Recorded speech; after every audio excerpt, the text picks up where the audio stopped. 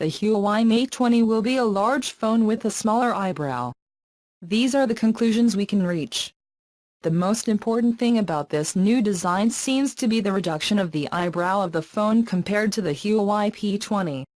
To this we must add stereo speakers just below the front camera and the own eyebrow, something unusual in mobile phones. The Huawei Mate 20 will place a connector for the headphones at the top, very much in spite of the tendency to eliminate it. In fact, the company's flagship phone this year, the Huawei P20 Pro, does not include this connector. To this we must add the already traditional USB port Type-C and a second speaker at the bottom.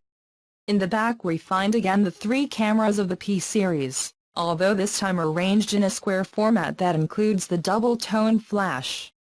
Several reports indicate that the Huawei Mate 20 will have a Kirin 980 processor manufactured by the company itself and a super battery of 4200 mAh.